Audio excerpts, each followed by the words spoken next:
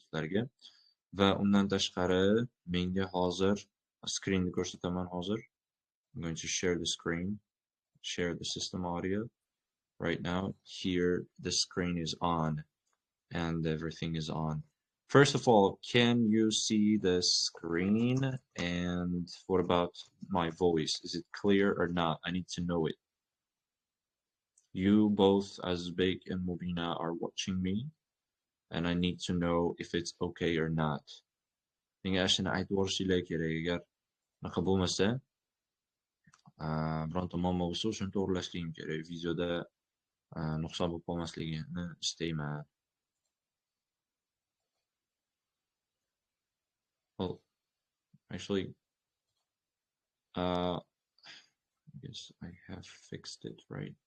So Azizbek, men sizni ovozni ochib qo'ydim. Hozir ekran bilan ovoz eshitilyaptimi? Yaxshi, bir aytib boring. Aha, eshitilyapti, yaxshi. Ekran ham yaxshi ko'rinyapti. Ha, ko'rinyapti. Okay, fine. Agar bironta narsa bo'lsa, menga aytib turasiz. Let's get into work then.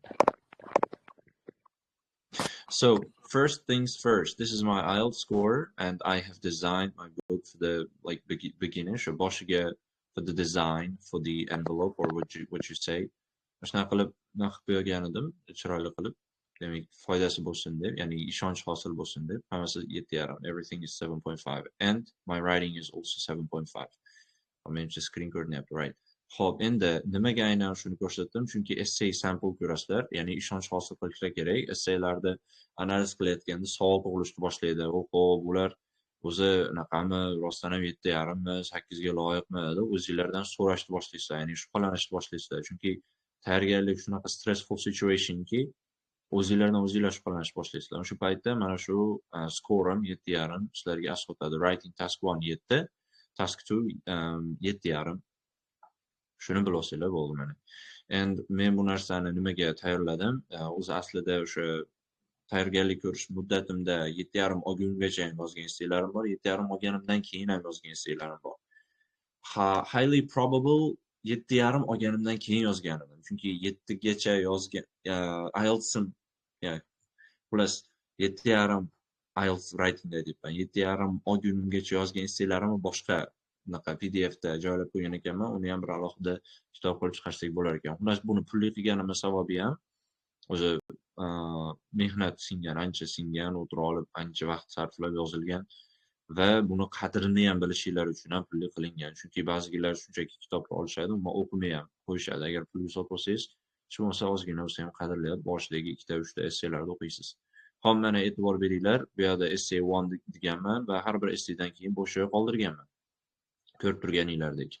Nimaga? Chunki buni agar print qilib chiqarib olsanglar, mana shu joyidan chiqqan yangi so'zlar, ideyalarni ikkinchi betiga chiroyli qilib yozib olsanglar bo'ladi. Bu ham bir foydali narsa bo'lgan bo'lardi. Har safar o'sha task 1, task 2, task 1, task 2, ba'zida task 1 ikkita, ba'zida task 2 yonma-yon kelgan, shunaqa qilib yozilgan. Har birini datasigacha bor, qachon yozganimgacha bor va necha soat sarflaganimgacha ham bor. Ko'pinchasini mana misol uchun bunisi Essay 3 8-oktyabrda уже IELTS olganimdan keyin yozgan ekanman. Chunki IELTS 9-avgustda olgan bo'lsam, уже oradan 1 oy o'tib ham yozgan ekanman, уже 2 oy o'tib ham yozgan ekanman. This essay, endi bu essayda qachon chiqarilgani 4 kundan keyin men mana shu essayga yozganman. Ya'ni haqiqiy essay demoqchiman. Starting at 20:55 da boshlabman, 21:35 da tugatibman. Demak, bunga ko'p vaqt sarflabman. Ko'rib turganinglarda. Menimcha bu task 1, task 2 ga shuncha vaqt sarfladim lekin yoki task 1, task 2 ga alright. Menimcha task 1 task 2 ga o'ziga shuncha vaqt sarflagan ekanman. Ya'ni realistik bo'lishligini e'tiborga olish kerak-da. Mana qarang, 2:55 ga 5 minut qo'shsangiz 21:00 bo'ladi. Roppa-rosa 40 minut sarflagan ekanman bu essayga. Roppa-rosa 40 minut ketgan ekan va bunga qiziqib 3 ta paragraf qilib yozib kelgan edim, esimda bor. Keyin o'xshamagan edi, g'ashim kelib qoldi, keyin boray deb o'zimga strukturamga qaytib 2 ta paragraflik qilib olgan edim. O'zimga yoqmasdan. Bunda ham 3 ta paragraf qilgan ekanman, qiziqarli. Very interesting. Well, it doesn't matter whether if it's 3 paragraphs or 2 paragraphs, qaysi birisiga qulay bo'lsa shuni qilaman. Misol uchun birinchisida 2 paragraflik qilganman, essayda qarang uzunligini. Va bunga anaqa yozmaganman, deydi. Vaqt yozmabman, nimaga yozmaganim esimdan chiqibdi. Menimcha buni ko'p vaqt sarfladim bunga. 40 minutdan ham oshiqcha vaqt sarfladim. Ko'pligini qarang o'zim. So, what am I gonna teach you? Birinchi navbatda sizga managa formula bo'ladigan narsa buni oxirida template turibdi. Planning template. Bu yerda demak plan tuzilgan. Planda demak misol berilgan, bironta misol berilgan va bunda introduction bo'lishi kerak. Introductionda qiladigan ishingiz ikkita narsa. Paraphrase qilasiz va answer, ya'ni javob berasiz. Paraphrase qilasiz, javob berasiz. Ya'ni javobingiz aniq, ochiq, oydin bo'lsin. Ya'ni aylantirib o'tirmang, to'g'ridan-to'g'ri javobingizni bering. Do you agree? Yes. Yes, I agree. Do you disagree? No, I don't agree. To'g'ridan-to'g'ri ayting shuni. Body one'da agar siz topikka disagree qilsangiz, agree tarafga yozasiz. Ya'ni boshqalarning fikrini yozasiz. Body two'da esa siz o'zingizni fikringizni, ya'ni disagree qildingizmi, disagree qilgan tarafingizni yozasiz. Va conclusionda esa introductionda paraphrase qilib qo'ysangiz bo'ldi. Introduction nimadan iborat edi? Paraphrase bilan answerdan iborat edi. Ya'ni topikda paraphrase bilan javobingizdan iborat edi. Mana shuni boshqacharoq, qisqaroq qilib turib bitta gapdan iborat qilib yozib qo'ysangiz, conclusionga aylanib qoladi. Va endi body one'da nima yozish kerak? Body one'da ham, body two'da ham yozadigan narsangiz strukturasi bir xil. Birinchi fikringizni berasiz, birinchi fikrni berasiz, odamlarning fikri bu va uni explain qilib berasiz. Qanday qilib bu fikr loyiq bo'lishi mumkin shu essayga yozishlikka, qanday qilib tushunarli bo'lishligi mumkin. Shuni o'zingizlarga savol bera olasizlar. Why, how deb savol bera olasiz. O'zidan o'zi explanation kelib chiqaveradi. Va example berasiz. Example demak bu yerda some children, if they learn new words, they can't turib ketilgan. Endi bu prosta example. Example'da shunaqa general example berishga harakat qiling. Factual bo'lishi shart emas, chunki agar factual bo'lsa, xato ketib qolishligi mumkin. Examda natijangiz tushib ketib qolishi mumkin. Bundan ko'ra, realistik chiqishligi uchun general example'dan foydalanish kerak. Result qanaqa result? Natija kerak.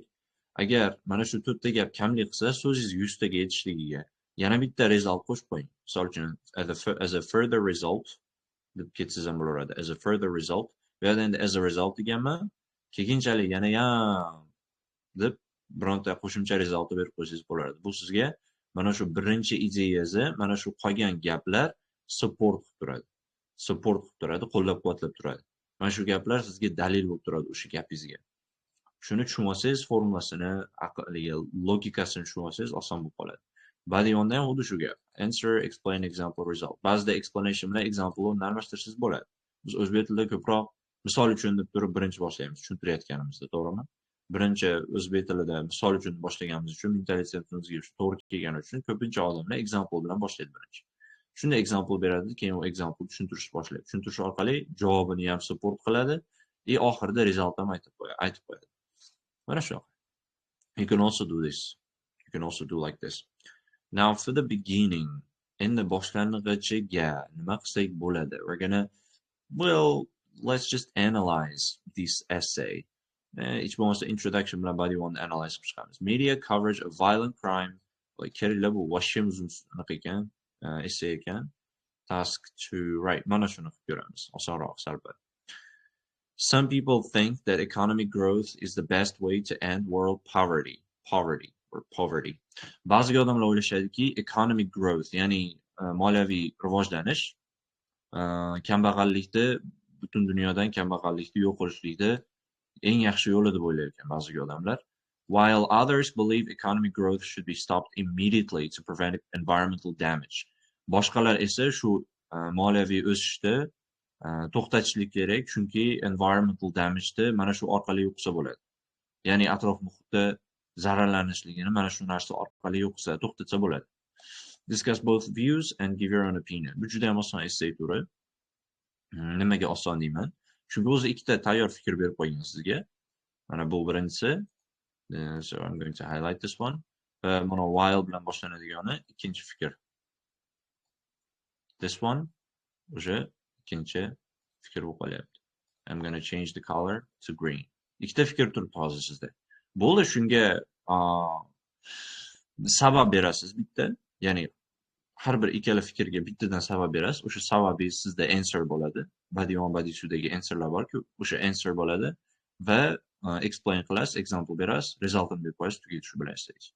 Va qaysi biriga qo'shilsangiz, body to'da yozasiz. Misol uchun, men yashilga qo'shilsam, yashil fikriga qo'shilsam, body to'da yoritib beraman. Agar siz sariq qismiga qo'shilsangiz, unda siz yashil qismda body onda yozasiz, chunki endi u odamning fikri bo'lib qoladi va sariq qismda body to'da yozasiz. U o'zingizning fikringiz bo'ladi. O'zingizning fikringizligini ifodalash uchun bitta so'zdan foydalanib qo'yasiz. In my opinion deb qo'shib qo'ysangiz bo'ladi. Bo'ldi, shu boshiga in my opinion deb qo'yasiz. Keyin mana shu sentence'ni sariqni siz paraphrase qilasizda, sababini tushuntirib qo'yasiz. Because deb turib. That's it. Now let's just see. Endi men bu yerda paraphrase qilganim. Nowadays there are two major concerns. Endi iloji boricha shunaqa oddiy qilib yozishga harakat qilganman. Juda ham ko'p Dilshodbek Ravshanovning esselarini ko'rganim uchun, yoqtirganim uchun shunaqa qilib yozishga harakat qilganman. Endi qo'limdan kelgancha. There are two major concerns. Juda ham katta anaqalar bor. Ikkita asosiy muammolar bor. One group of people is supportive about curbing environmental poverty rate by boosting economy. Bitta gruppa odamlar hop supportive turishadi, supportive holatda, ya'ni nima uchun? Nimaga support qilib turishadi? Ekonomiyani boost qilish orqali international povertyni yo'q qilib yuborishlik mumkinligiga. Mana ko'ryapsizlar, international poverty rate yaxshi so'z sizlarga. Shularni mana shu hozir nima qilyapmiz? Daftaringlarni tayyor ochib, yozib ketishingiz siz uchun 1000 marta yaxshi. Shunchaki qarab o'tirganingizdan ko'ra. Mana supportive about, right? Curb degani o'sha to'xtatmoq degani, yo'q qilmoq, to'xtatmoq ma'nosida ketaveradi. While the other sector, boshqa sektor, boshqa qism, okay, bu ham sektor so'zini ham ishlatish oson emas. While the other sector is more inclined to. And inclined to degani, haliga preferred to deganida, moyil bo'ladi. The thought that financial improvement should be stopped as soon as possible to avert damage to the surroundings. Avert damage degani ham, avert dema yana qadan esimda bor. Bitta so'zda New Scientist newspaperdan topdim. Uni ChatGPTga joylaganman. ChatGPT menga shunaqa sinonimlarni ham ber deganman. Sinonimlarni bergan, shuning ichida avert ham chiqqan. Avert damage degani, ya'ni zararni oldini olmoq degani. To the surroundings, atrof-muhitga zararlarni yo'q qilishlik uchun. Shu tepadagi gapni bir xil holatda process anaqa paraphrase qilganman. Financial improvement economic growthga sinonim bo'la oladi. I'm not going to highlight this. I'm going to highlight qilmay qo'yaman. Well, from my perspective, shuni ko'pinchalar in my perspective deb aytasizlar. Bu xato narsa, guys. Esinglardan chiqmasin. From my perspective bo'ladi. From bo'ladi. Is bo'lmaydi. I do not subscribe to both of these points. Men ikkala pointga ham qo'shilmayman, since I believe that the solution lies more on the proportion of charities. Ikkala pointga ham qo'shilmasangiz bo'lar ekan, qarang. Chunki give your own opinion deb qo'yganda, o'zingiz fikringizni bering deb qo'ygan. Men o'zim fikrim promotion of charities bo'lishi kerak deganman. I do not subscribe. Men qo'shilmayman to both of these points. Mana shu joyini siz o'zingizga template qo'ysangiz ham bo'laveradi. O'zi template degani mana shunaqa bo'ladi-da. Since I believe, since degani because, chunki men ishonamanki, men ikkala fikrga ham qo'shilmayman, chunki ishonamanki, buni solutioni, ya'ni naqasi, yechimi lies more on, lie on. Yechim bironta narsada yotadi deymiz-ku o'zbek tilida. On the promotion of charities. Charitylarni rivojlantirishlikda yotadi. Bu endi yangi so'z, promotion of charities. Charities degani ehsonlar. Some people admit that reaching the pinnacle of the economic success is the fundamental part of reducing poverty. Ba'zi odamlar mana qarang, e'tibor bering. Yaxshilab e'tibor bering. Boshqalarning fikrini aytyapman hozir bu yerda. Men boshqalar fikr aytmayapman. Birinchi fikrni yorityapman. Birinchi fikr mana sariqdagi fikr. Shuni men sariqqa olib qo'ysam, siz o'zingiz tushunib olishligingiz kerak. Hozir shuni sariqqa olib qo'yaman. Mana birinchi fikr bo'ldi, mana sariqdagi fikr bo'ldi. Nima deyapti? Ba'zi odamlar o'sha povertyni yo'q qilish uchun economic growth bo'lish kerak deydi. Deb boshqacha qilib aytayapman. Birinchi gapim shu bo'ldi. Endi bunga sabab keltiryapman. Nimaga uni deb o'ylashadi? Sekin tushuntirishni boshlayapman. The main justification for this point is that to achieve financial growth, government should be innovative to introduce a variety of job markets to the nation. Endi uzun bo'lib ketgan, to'g'ri gap. Bu ham uzun bo'lib ketgan, qisqa bo'lardi. The main justification for this point is that. Asosiy anaqa shuki, justification degani qo'llab-quvvatlash. Asosiy bu pointda qo'llab-quvvatlaydigan narsa shuki, I'm going to highlight this now in other color. To achieve financial growthga erishishlik uchun, ya'ni moliyaviy o'sishga erishishlik uchun mamlakat governmentlar should be innovative to introduce a variety of job markets to the nation. Nation degani xalq degani. Xalqqa job markets degani o'sha turli xil a variety of job markets, turli xil ish sohalari degani. Turli xil ish sohalarini tanishtirishlikka innovativ bo'lish kerak. Ya'ni kallasi zo'r ishlash kerak governmentlarda, hokimiyatlarda deyapman. And the public must work hard to meet the monthly needs. Va public ham undan tashqari o'zlarini qattiq ishlash kerak, o'zlarining boy kuchlarini ishlatish kerak har oylik needlarga, ya'ni o'zini muhtojliklariga erisha olishlik uchun. Meet the need degani o'sha yaxshi topoq, yaxshi pul topmoq ma'nosida kelaveradi. In the USA, for instance, misol uchun USAda over the past 2 decades, oxirgi 20 yil ichida, thanks to the advent of technology, endi bu thanks to the ishlatganim bu, thanks to ham yaxshi so'z, advent of technology, texnologiyani rivojlanishi degani bu. Ishlataversangiz o'rganib ketasiz bu so'zni ham. The officials expanded the job market for residents. Officials, ya'ni government'da sinonimi bo'ladi mana shu. Bilib olinglar. Expanded the job marketda ya'ni ish sohalarida ish bozorini rezidentlar uchun kengaytirdi deyapmiz. Allowing them, ularga nima qilish orqali, allowing them to secure a career prospect. Secure a career prospect degani kelajakdagi karyerasini saqlab qolmoq degan. O'sha kelajakdagi karyerasini saqlab qolishlik uchun odamlarga, o'sha yashovchi xalqiga naqa qilib berdi, job marketda rivojlantirib berdi, kengaytirib berdi deb.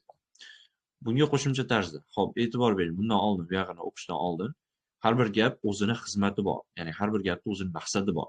Bemaqsad yozilmagan bu yerda gap. O'shunga e'tibor beringlar. Siz ba'zigilar essay yozasizlar, fikringlarga kelgan narsani yozib ketasiz, natijada essay past ball olib qoladi. Chunki har bir gapingizni ma'nosi bo'lishligi kerak, o'zini maqsadi kelishi kerak. Agar maqsadsiz bo'lsa, u gapni yozmaganingiz yaxshiroq. Birinchi gap topic sentence bo'ldi. Ikkinchi gap explanation bo'ldi. Chunki explain qilyapmiz, sabab keltiryapmiz. Asosiy sababi shuki deyapmiz. Qayergacha edi bu gap? Mana monthly needs gacha. Explain qilib berdim. Ikkinchi gap nima bo'ldi? Example bo'ldi mana. In the USA misol uchun deb turib. Yana in addition deb turib, yana qo'shimcha example beryapman. Ma'lumot beryapman. Va oxirida consequently degani natijada degani natija berib qo'yapman. Ko'rasizlar? Explanationga yoki examplega ikkita gap ketibdi, explanationga bitta gap ketibdi, topic sentencega bitta gap ketibdi va oxirida resultga bitta gap ketibdi. Shu bilan 5 ta gap bo'ldi shu gapning ichida, shu paragrafning ichida. Juda go'zal, yaxshi, malades. In addition, bunga qo'shimcha tarzda individuals were also eager to work prolifically. Prolifically endi mana shu so'zni ishlatgim kelgan, shuning uchun ishlatganman. O'zi aslida g'alati chiqib qolgan, to'g'ri. Unnatural deydi-ku, unnatural. Individuals, ya'ni o'sha odamlar undan qo'shimcha tarzda, ya'ni prolifically degani o'ta yomonligida resultlarni ko'p chiqaradigan, ko'p natija bera oladigan, samarali deydimi? Xullas, o'shanaqa tarzda ishlashlikka o'ch edilar. And efficiently to reach financial success in their own lives. O'zlarining hayotlarida financial successga erishishni juda ham xohlashardi dedim. Natijada both the government and people have contributed to the growth in the finance of the USA. Natijada government ham, people'lar ham USAda anaqasiga hissa qo'shdi. Ya'ni ekonomikasiga hissa qo'shdi deyapman. And now we can witness that this country is on the top in relation to economy. Va biz hozir mana shuni ko'rib turibmiz. Hozir u davlat on the top turibdi, ya'ni on the top in relation to degan so'z ishlatsangiz bo'laveradi. Ekonomikaga kelganda birinchi o'rinda turibdi. Boshqa qismida turibdi deyapmiz. Okay, endi body 2 ga kelyapmiz. Body 2 nima haqida bo'ladi? Body 2 yashil ma'nodagi berilgan while others believe deb turib boshlangan yashil fikr haqida gap ketadi. Keyin body 3 da o'zimni fikrimni beraman. Others, however, boshqalar biroq assert that, ya'ni shu narsani assert bo'lish kerak edi, rap olib ketibdi bu yerda. Assert that going beyond financial stability can prove disaster to the nature. going beyond, ya'ni go beyond financial stability degani financial, ya'ni moliyaviy stabillikdan uyog'iga o'tishlik can prove disaster to the nature, ya'ni tabiatga katta zarar keltirishi mumkin deyapman.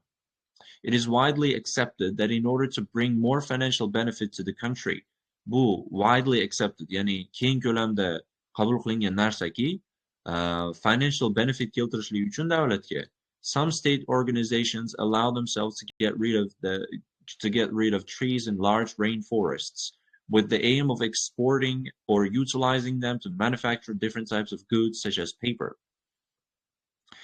Xo'p, ba'ziga state organizatsiyalari, ya'ni xususiy organizatsiyalar yoki xususiy emas, private state davlat organizatsiyalari allow themselves, o'zlariga ruxsat berib olishadi yoki ruxsat berishadi, uni bilmadim qanaqa ma'noda aytganman, esimda yo'q.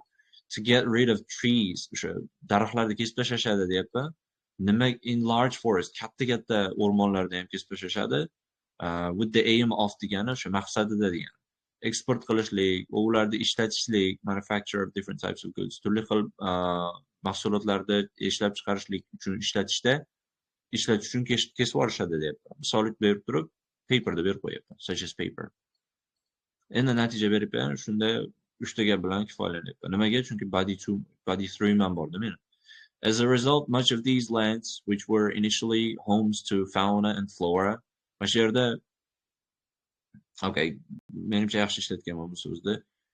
Natijada mana shu yerlardan ko'pinchasi which were initially homes to fauna and flora, boshida fauna, ya'ni o'simliklar, flora, hayvonlarning uyi bo'lgan mana shu joylar deyapmiz, are being left wide open wastefully.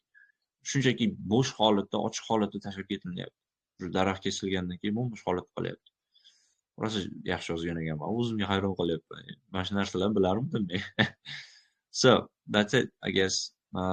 Overall tushunib oldinglar, demak nima qilishlikda. Body 1 da shu birinchi gapimiz answer 1 bo'ladi, body 2 da ikkinchi gapimiz explanation bo'ladi, uchinchi gapimiz example, 4 result va 5 xohlasangiz yana bitta result. Agar o'rtasiga xohlasangiz gaplaringiz ikkita bo'lib qolishligi mumkin example ga yoki explanation ga. It's up to you totally. Ikkita body qilasizmi, 3 ta body qilasizmi, bu ham sizga bog'liq. Misol buni ikkita bodyli qilsangiz ham bo'ladi. Qanday qilib? Ikkalasidan bitta fikrga qo'shilishga majbur bo'lasiz. Misol uchun men sariqqa qo'shilib qoladigan bo'lsam, keling mana yashilga qo'shildim deylik. Yashilga qo'shiladigan bo'lsam, buni body 2 da yozishim kerak bo'ladi. Ya'ni body 2 da yozayotganimda while others believe economic growth should be stopped immediately to prevent environmental damage deyapti. Ya'ni economic growth to'xtatilishligi kerak deyapman, to'g'rimi? Mana shu fikrga qo'shilyapman, to'g'rimi? Body 2 da yozganligimda aytamanki, in my point of view, I believe that economic growth should be stopped immediately to prevent environmental damage deb yozib beraman. Topic sentence'im shu bo'ladi. Ya'ni paraphrase qilib yozaman, prosta hozir tushunishligi uchun paraphrase qilmasdan aytdim. In my opinion, I believe that the economic growth should be stopped immediately to prevent environmental damage. Keyin explain qilib ketaman. Nimaga, why, how. Explain qilaveraman, shu bilan tugaydi body 2. Mana shunaqa gaplar. Keyin conclusion yozib qo'yaman. Conclusionim bu yerda mana shu introductionimni qisqaroq versiyasi, bittalik versiyasi bo'ladi. Ya'ni qaytadan buni topikda paraphrase qilib o'tirmayman endi. Ba'zi odamlar mana shunday deb o'ylashadi, while boshqalar bunday deb o'ylashadi deb turib ikkala fikrni aytib qo'yaman qisqacha qilib va oxirida o'zimning fikrimni beraman bu essayda. Mana ko'ringlar conclusionda.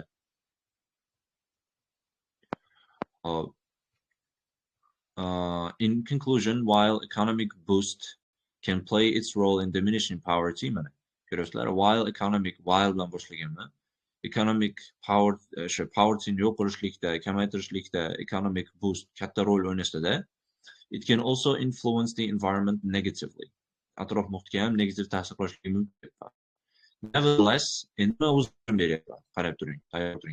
Nevertheless, shunga qaramasdan I strongly oppose both perspectives. I think that encouraging financially successful people can be the best solution to poverty. Encouraging financially successful people, financial tarafdan successful bo'lgan odamlarni encourage qilish sensible bo'ladi deb.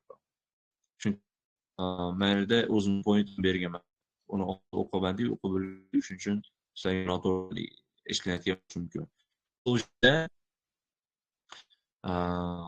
yangi narsa qo'shib qo'ymasligi kerak. Yangi narsa qo'shmagan bu yerda.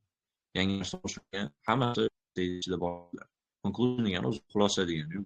Bitta xulosa qilinadi, yangi narsa qo'shiladi. Salom. Mana shunaqa gaplar. Xo'p, necha minut bo'lganligini bilolmayapman buni. Mana.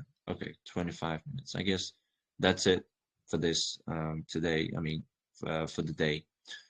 Umid qilamanki, yaxshi narsa o'rganib oldinglar. Sizlar Mubinazbi ikkalanglar qo'shildinglar. Qolganlar qo'shilisha olmadi, o'zlarini ko'rishsin. Maza qilib dars o'tdik, maza qilib o'rgandik. Mana misol uchun bu narsalarni sizlar bilmasdinglar yoki bunday qilish narsalarini bilardinglar, lekin bunaqa visual holatda, chiroyli tushuntirilgan holatda endi men chiroyli tushuntira olmadim deb o'ylayman baribir. O'zizga mana misol ranglar berib, bundoq qilib tagiga chizib, buni birinchi gap bo'lar ekan va ikkinchi gap bo'lar ekan, formula shunaqa bo'lar ekan deb example sizlarga hech kim ko'rsatib bermagan shu paytgacha. O'qituvchingiz ko'rsatgandir, yana bilmayman. Endi har holda yaxshi dars bo'ldi o'zingizlarga ham. Ancha foyda oldinglar.